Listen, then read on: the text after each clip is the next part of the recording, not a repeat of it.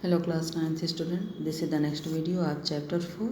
In this video we are going to discuss about the acceptance of election outcome. इसमें हम समझेंगे कि चुनावी जो नतीजे होते हैं उसको क्यों स्वीकार किया जाता है. Why the people accept the elections and they are not point out that this election is not legible. So why this outcomes we are finding in the democratic country? Let's see. One final test of the free and fairness of election has in the outcome itself.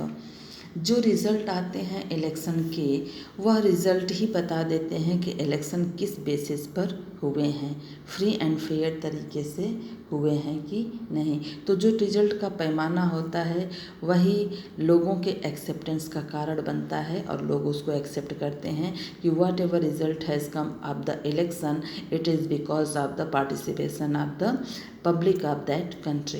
And if elections are not free or fair, the outcome always favors the powerful. क्योंकि candidate बहुत सारे उठते हैं, उसमें बहुत सारे ऐसे powerful लोग भी ड्यूरिंग इलेक्शन में कॉन्टेस्ट लेते हैं, पार्टिसिपेट करते हैं. तो अगर वह आउटकम जो रिज़ल्ट होता है इलेक्शन का अगर वो अक्सर पावरफुल लोगों के फेवर में आता है तो कहीं ना कहीं ये डाउट होता है कि it means this election process is not done on the basis of the free and fair election.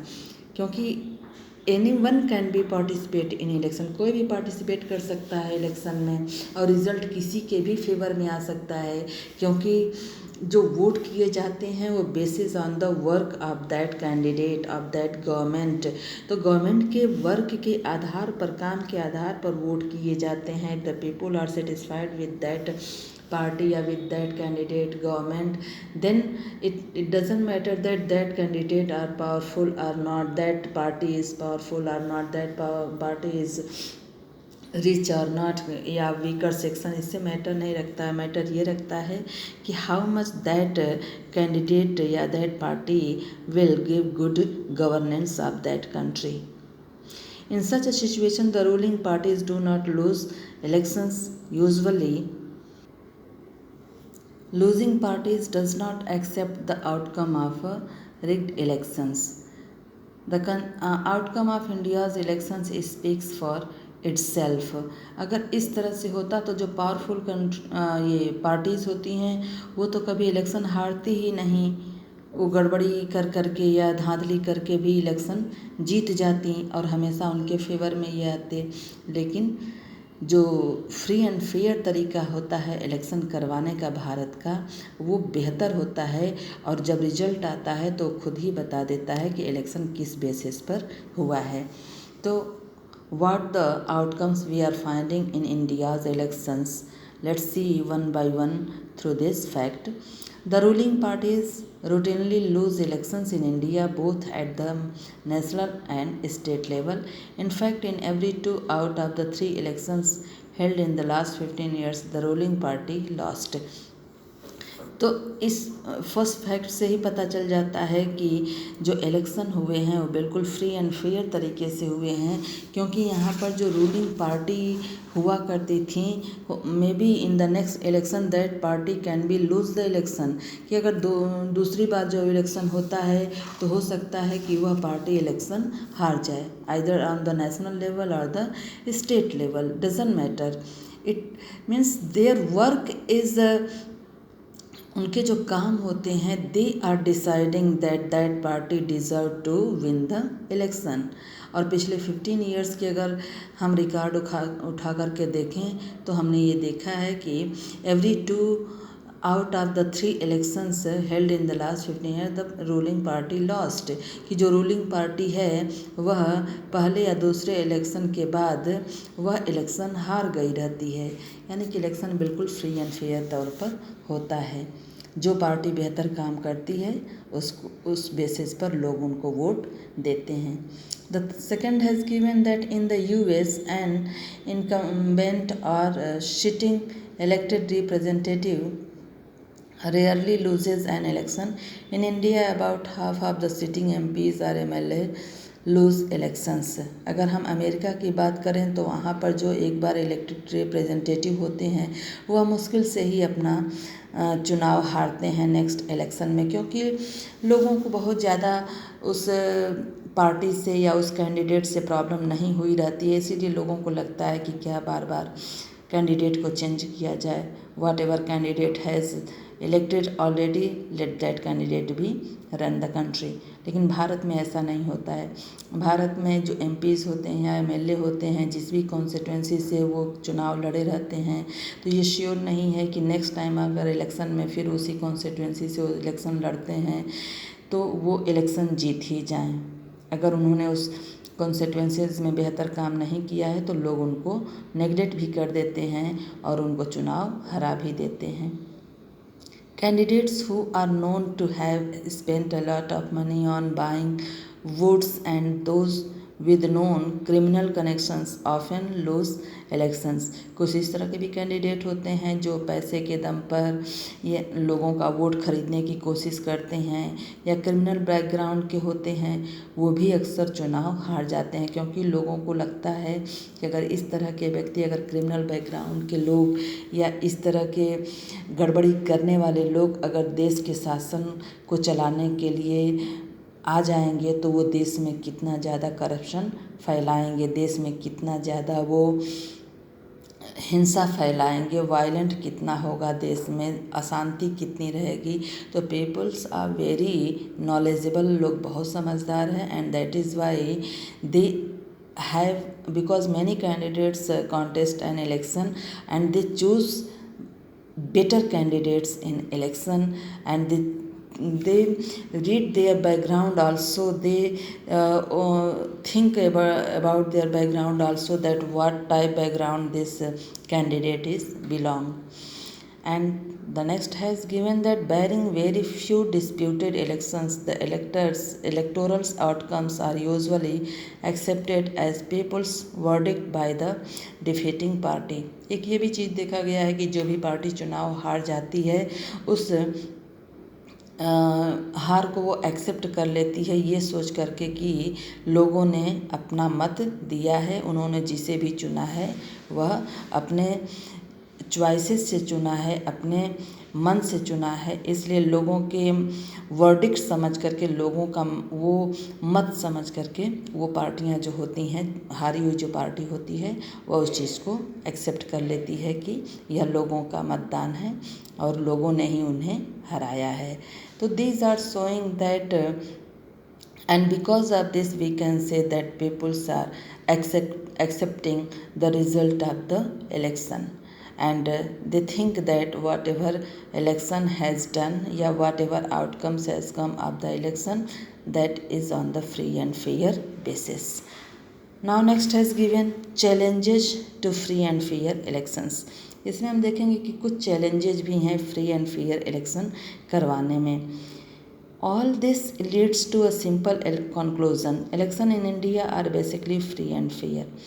सारी चीज़ों को पढ़ने के बाद ये समझ में आ जाता है कि भारत में जो इलेक्शन करवाए जाते हैं वो फ्री एंड फेयर इलेक्शन होते हैं। The party that wins an election and forms government does so because people have chosen it over it's rivals. जो भी पार्टी सरकार बनाती है, गवर्नमेंट बनाती है, और लोगों को ये जो भी पार्टी गवर्नमेंट में है वह लोगों के चुनने की वजह से ही सत्ता में है। And this may not be true for every constituency. A few candidates may win purely on the basis of money, power and unfair means. लेकिन ये कॉन्स्टिट्यूंसीज पर डिपेंड नहीं करता है, क्योंकि कुछ कॉन्स्टिट्यूंसीज में जो प्रतिनिधि होते हैं वो चुनाव या तो बेहतर तरीके से जीते होते हैं, कुछ ऐसे भी होते हैं जो मनी के दम पर, पैसे के दम पर या गलत तरीके से भी चुनाव जीत जाते हैं। But the overall verdict of a general election still reflect popular preference.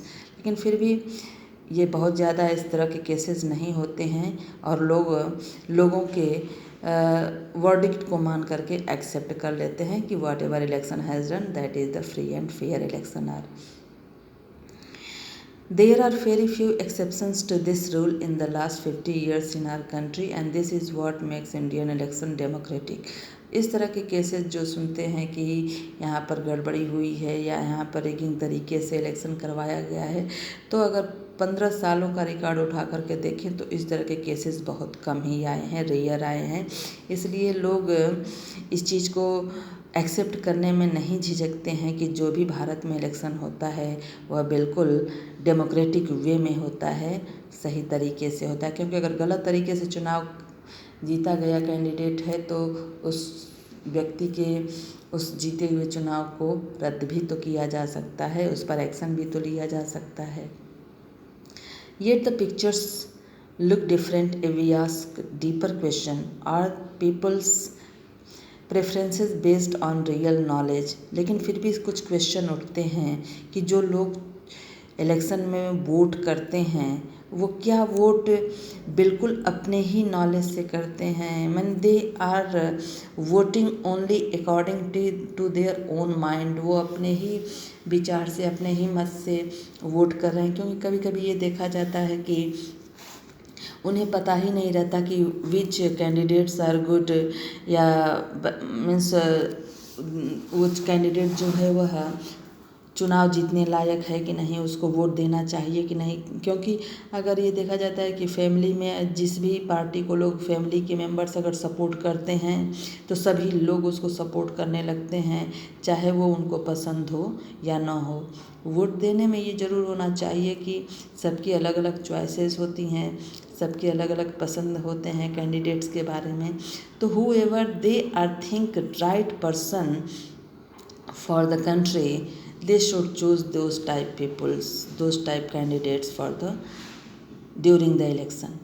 Are the voters getting a real choice? क्या जो वोटर्स होते हैं उनके पास सही चॉइसेस होते हैं कि वो उनको वोट दे सकें जिनको वो चाहते हैं, या इज इलेक्शन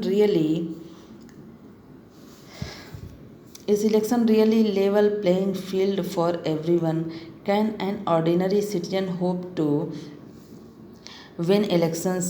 क्या ये जो इलेक्शन होते हैं वास्तव में इतने सिंपल होते हैं कि कोई भी साधारण इंसान भी इलेक्शन में खड़ा हो सकता है और चुनाव जीत सकता है? क्या उसके लिए ये पॉसिबल है? अगर हम बात करते हैं कि anyone can participate in election, question of this kind bring the many limitation and challenges of Indian elections to our attention. These include, और जब इस तरह के कुछ क्वेश्चन खड़े होते हैं तो हमारे सामने बहुत सारे लिमिटेशन आ जाते हैं और चैलेंजेस भी आ जाते हैं कि किस तरह से इलेक्शन जो है वह बेहतर करवाया जाए। There are some facts as given through which we understand that whatever election has done, that is free and fair elections. First is given, candidates and parties with a lot of money may not be sure of their victory, but they do enjoy a big and unfair advantage over smaller parties and independent.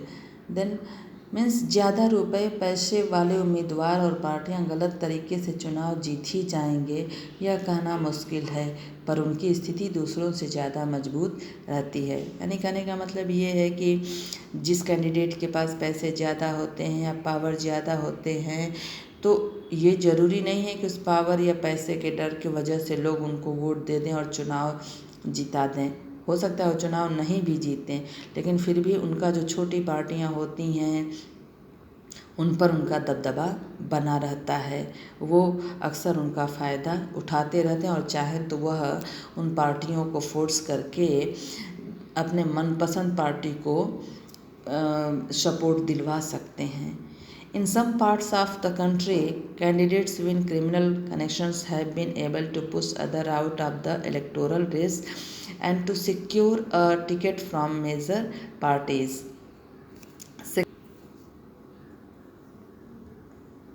That देश के कुछ इलाकों में आपराधिक पृष्ठभूमि और संबंधों वाले उम्मीदवार दूसरों को चुनाव मैदान से बाहर करने और बड़ी पार्टियों के टिकट पाने में सफल होने लगे हैं। एक यह भी बहुत बड़ा चैलेंज दिखाई दे रहा है फ्री एंड फेयर इलेक्शन में कि जो ऐसे कुछ कैंडिडेट होते हैं जो क्रिमिनल कनेक्शन के होते हैं, क्रिमिनल बैकग्राउंड के होते हैं, तो उनके डर के वजह से भी वह जिस पार्टी को चाहें वह उस पार्टी को टिकट दिलवाने में सक्सेस हो जाते हैं। तो कहीं ना कहीं ये बहुत बड़ा चैलेंज है एक डेमोक्रेटिक कंट्री में इलेक्शन के दौरान और वोट को देने में और एक बेहतर कैंडिडेट का चुनाव करने में।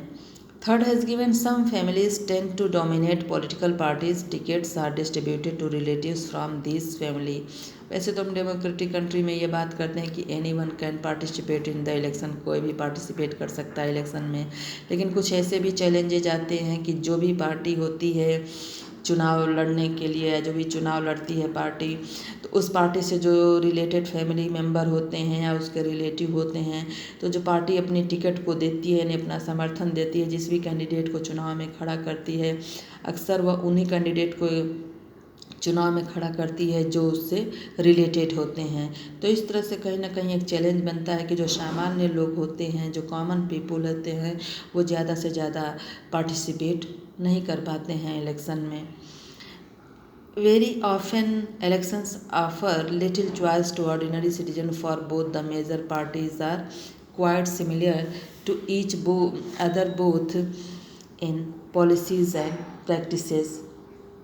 अक्सर आम आदमी के लिए चुनाव में कोई ढंग का विकल्प नहीं होता क्योंकि दोनों प्रमुख पार्टियों की नीतियां और व्यवहार कमोबेश एक से होते हैं। तो ये भी एक देखा जाता है कि जो पार्टियां होती हैं तो एक बेहतर चॉइसेस नहीं मिल पाते हैं कि किसको वोट करे और किसको जिताए, क्योंकि करीब करीब सबका एक ही व्यवहार रहता है, एक ही काम करने का तरीका होता है, एक ही चुनाव लड़ने का तरीका होता है। हर कोई चुनाव लड़ करके जीतना चाहता है।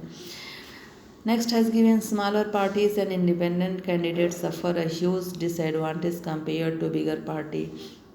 जो छोटी पार्टियां होती हैं या जो निर्दलीय पार्टियां होती हैं, यानी कि वो पार्टी जो किसी पार्टी से बिलोंग नहीं करती हैं, इस तरह के जो कैंडिडेट होते हैं वो चुनाव तो जीत जाते हैं, लेकिन चूँकि उनके पास ज़्यादा बहुमत नहीं होता है, उनके पास ज़्यादा सपोर्ट नहीं होता है, जिसकी वजह से उनको मजबूरन अपना समर्थन किसी और पार्टी को देना पड़ता है, या नहीं भी देते हैं तो वो उसी तरह से रह जाते हैं और उनको ज़्यादा बेनिफिट नहीं मिल पाता है, क्योंकि हमेशा उनको अपनी बात कहने के लिए किसी न किसी पार्टी के सामने जाना ही पड़ता है।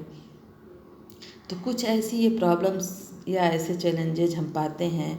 फ्री एंड फेयर इलेक्शन की बात तो करते हैं, लेकिन ये कुछ ऐसे चैलेंजेज होते हैं जो कहीं ना कहीं हमारे इलेक्शन को, डेमोक्रेटिक इलेक्शन को प्रभावित करने का काम करते हैं, उनको ये इन्फ्लुएंस करते हैं, और जिसकी वजह से लोगों का जो वोट करने का उत्साह होता है वो कम होने लगता है, कि जिन्हें वो चाहते हैं वो वोट, जो ईमानदार होते हैं, जो ऑनेस्ट होते हैं, वो अक्सर इस चीज़ से दूर हो जाते हैं और क्रिमिनल बैकग्राउंड के लोग अक्सर इसमें अपॉर्चुनिटी पा जाते हैं चुनाव जीतने में। These challenges exist not just in India but also in many established democracies. यह प्रॉब्लम सिर्फ भारत की ही नहीं है, बहुत सारे ऐसे देश हैं जो डेमोक्रेटिक कंट्री हैं, वहाँ पर भी इसी तरह की प्रॉब्लम देखी जाती है। And these deeper issues are a matter of concern for those who believe in democracy. और ये उनके लिए सबसे ज़्यादा मैटर करता है, उनके लिए सबसे ज़्यादा चिंता का कारण बन जाता है जो डेमोक्रेसी में बिलीव करते हैं, जिनको लगता है कि डेमोक्रेसी का मतलब ही है कि जनता को अधिकार होता है अपना शासक चुनने का। And that is why citizens, social activities and organizations have been demanding reform in our electoral system. And maybe this is the reason that